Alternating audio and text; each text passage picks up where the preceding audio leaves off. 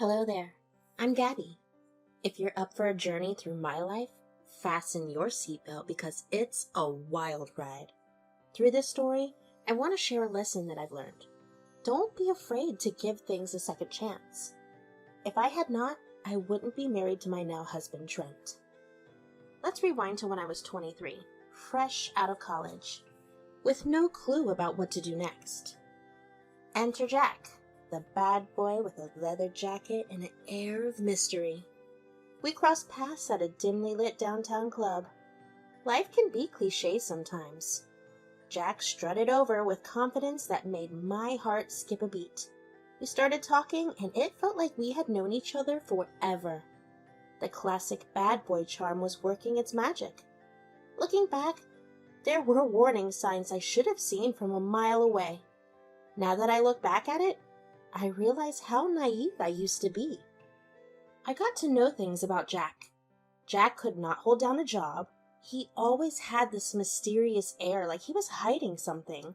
Turns out he was hiding a whole bunch of somethings. My mistake was that I thought I could fix him. Back in those days, my career was still on the upswing.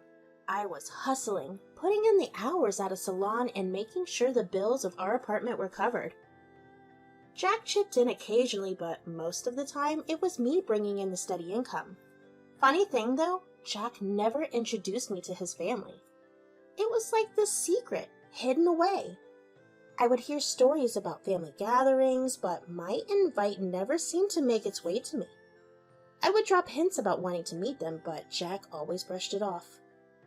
Excuses ranged from, "They're too busy," to, "It's not the right time." It made me wonder, was there something he was not telling me? Despite the family mystery and the ups and downs, there were moments where Jack made me feel like the center of the universe.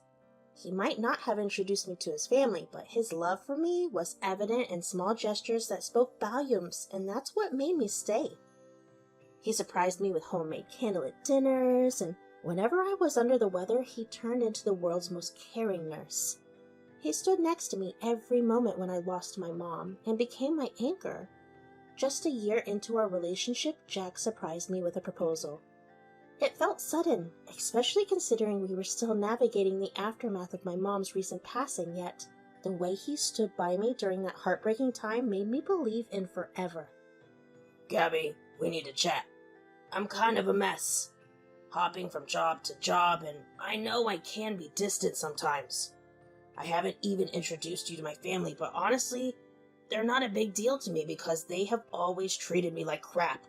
I have had a rough past I haven't told you about, but meeting you has been one of the best things that ever happened to me. You have helped me leave my chaotic history behind, and now you're not just my present, but my future. I get it might be too soon, especially with your mom passing away, but I love you. I want you to be my wife. Take your time, but know that I'm here for you always." Jack, I had no clue your family treated you poorly. I would never have pushed to meet them. And about your question, you've been my rock through the tough times, especially when my mom passed away. I see how much you love me, and you know what? I love you too. Yes, that sounds like the right answer. "This is incredible. Do you want to elope? We have been through a lot, and I want our commitment to be about our love, not a grand event. Eloping feels intimate, just you and me making a promise without all the noise. I will ask my buddy to be our witness." You know what? You're absolutely right.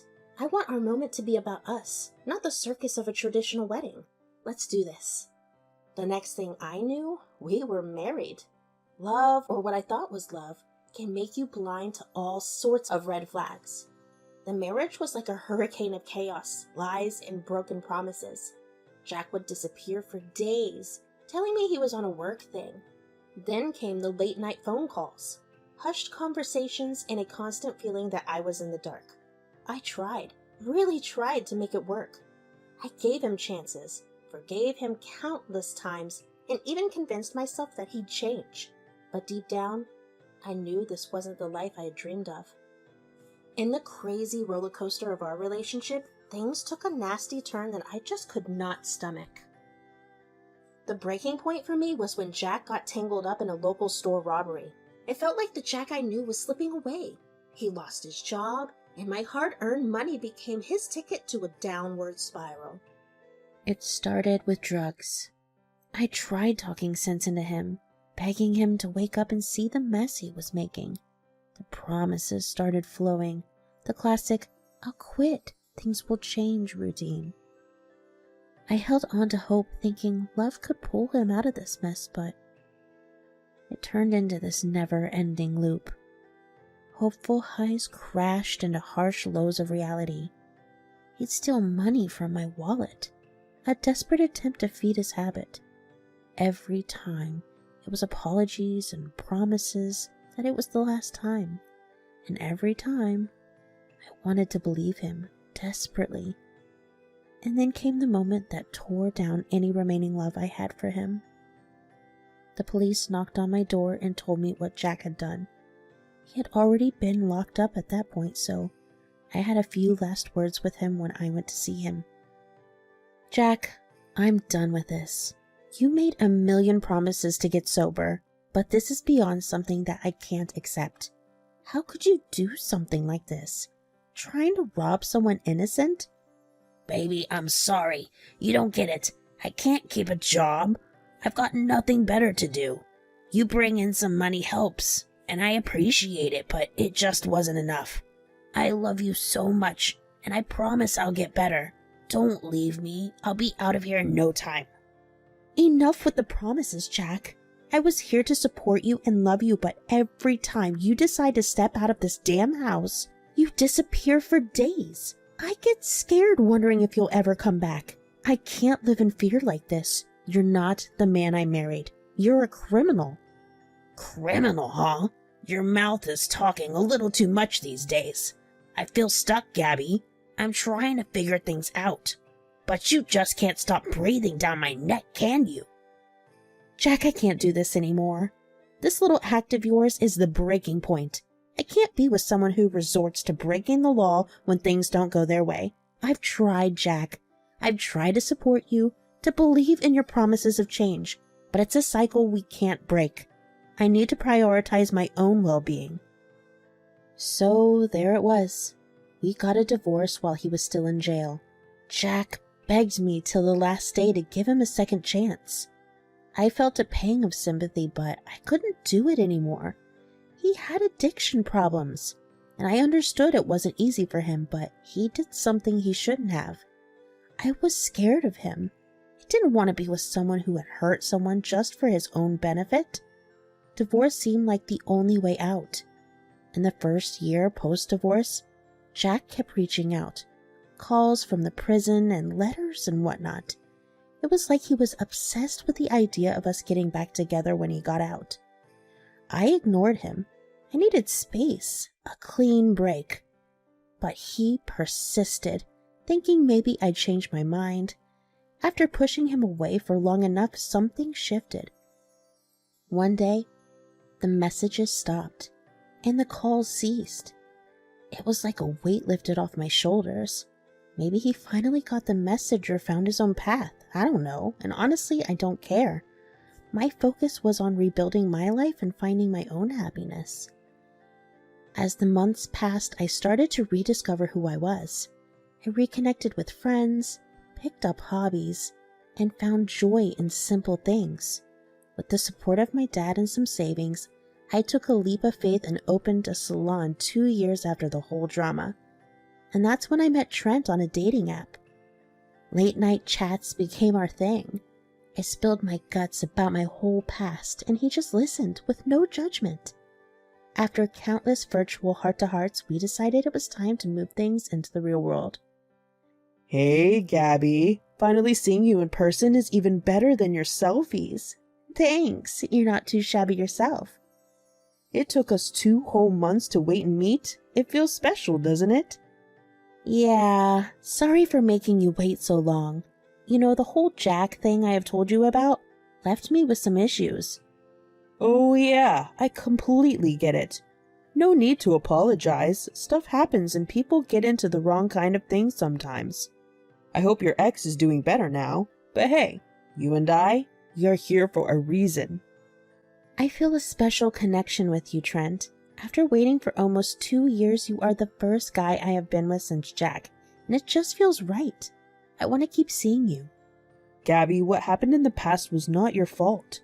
We all have our baggage, and it does not define us. I'm here because I genuinely care about you, and I want to be a part of your life.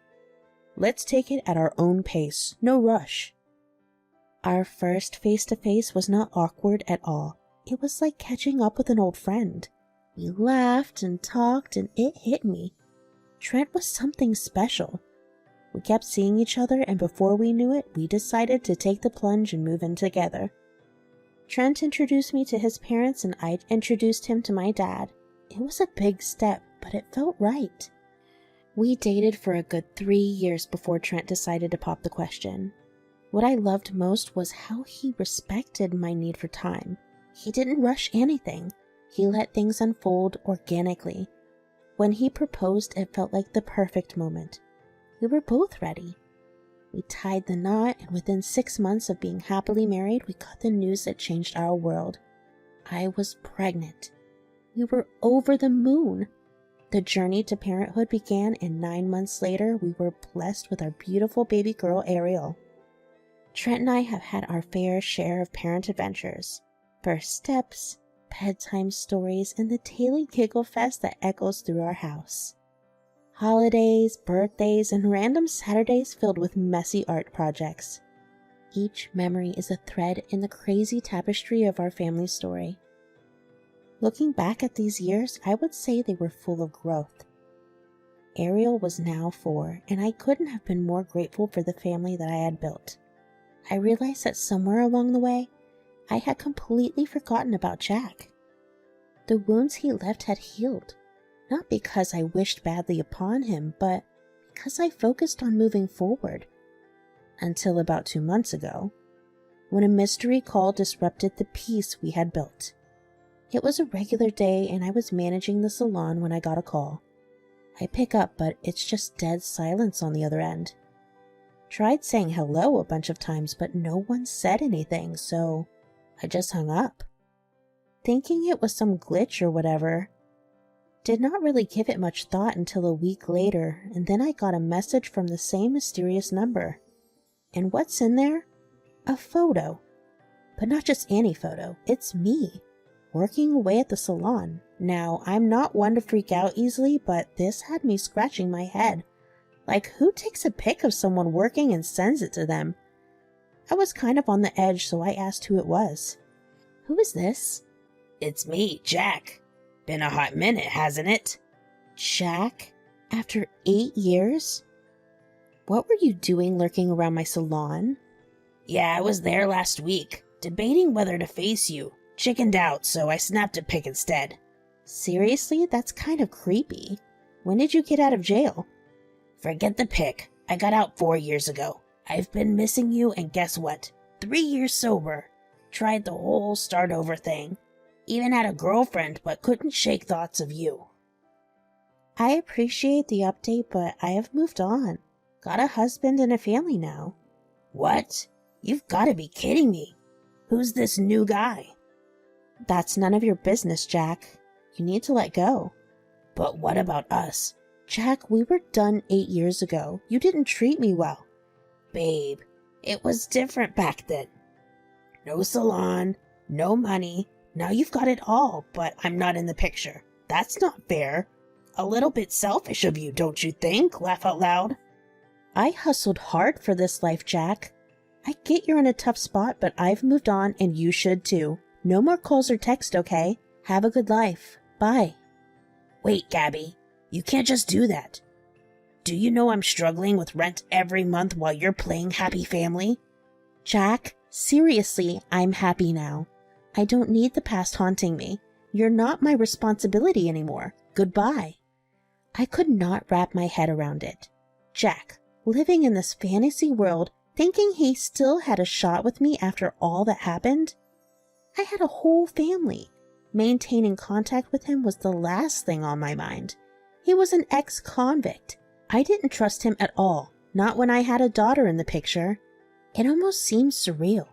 Jack harboring this delusion that we could pick up where we left off? We parted ways 8 years ago, and I had moved on. It was not fair to him, but life doesn't always play fair, does it? I chose not to burden Trent with the details. His job at the FBI was demanding enough, and I didn't want him stressing over a situation that didn't pose much of a threat. After all, Jack and I were history. I did not want to add unnecessary drama to our lives, so I kept the whole Jack episode under wraps, thinking it was just a bizarre blast from the past that would fade away. I moved on with life, but something changed. There were moments when I could not shake off the feeling that someone was keeping tabs on me. Once I was knee-deep in doing my thing at the salon, and out of the blue, this weird chill ran down my spine. I glanced out of the window to see a shadowy figure. Maybe it was just my eyes messing with me, but that creepy feeling stuck around. These moments of paranoia became the new normal. I would always feel like someone was following me. I tried to convince myself that it was just my brain playing tricks. I hoped these weird episodes would pack up and leave, just like a storm passing through. Little did I know, the storm was gearing up for a grand entrance. It was a regular day, and I was at Macy's with Ariel checking out the baby clothes. Then, out of the blue, Jack showed up. Caught between surprise and mild shock, I tried to get it together. What on earth are you doing here at Macy's? Oh, I was in the mall and saw you with this little girl, so I thought I would follow you. Is this your daughter? Yeah, this is Ariel. I would appreciate it if you would leave us alone and stop following us. Nah, I'm not following you. I was just here shopping at the mall. Shopping? Really? Yeah, I figured I needed a new wardrobe. Got offered a new job. Well, good for you. I think we'll be leaving now. You know, this could have been us shopping for our kid here. What are you even saying? Hear yourself. We got a divorce 8 years ago, and my daughter is here. I already asked you to leave me alone. Just don't contact me ever again. Ariel, honey, let's go. Look at you, shopping at this fancy mall with your daughter. Quite the life, huh? Well, you're scaring me right now. I've been dealing with some stuff, so we're leaving now. Well, all right then. Enjoy your perfect life while you can. I was scared, to be honest. Questions buzzed in my head. Had Jack been tailing me all this time? Blocking his number felt like a necessary move, so I did that. The guy seemed dangerous and unpredictable. The whole mall encounter sent shivers down my spine. It was downright creepy. Trent was away for a couple of days working on his demanding case. I decided that once he got back, I would spill the beans about the unnerving Jack situation, but until then, just 2 days, I opted to stay put at home with Ariel. Jack might know where the salon was, but he had zero clues about where I lived, so I figured hunkering down at home was the safest play until Jack rolled back into town. On the night Trent was due back, things took an unexpected turn. It was late, and I had tucked Ariel into her room for the night. Restless, I settled in the living room, eyes glued to the TV, waiting for Trent to get back home. The glow of the TV kept me company on the couch. Engrossed in my thoughts, a tap on my shoulder abruptly pulled me back to reality. I turned around, and to my surprise, it was Jack. What are you doing here? How did you get in? Well, the back door was open. How did you even know where I live? I have my ways. I'm telling you, Jack, get out of this house right now. I know your husband hasn't been here for a couple of days. Maybe he's away for a long time, and you're lying to me. I was right. You were the one who was following me and stalking me. Oh my God, what do you want from me? I want to say life is unfair. Look at us. We both started in the same place, and now you're living in this big house. And me? I'm jobless, struggling to pay for a place no one wants me. All this because you abandoned me. This could have been us. What about the job you got? I lied. I just wanted to see you and your daughter Ariel. She's a cute one, isn't she? Look, you made a mistake, a big one, and we divorced.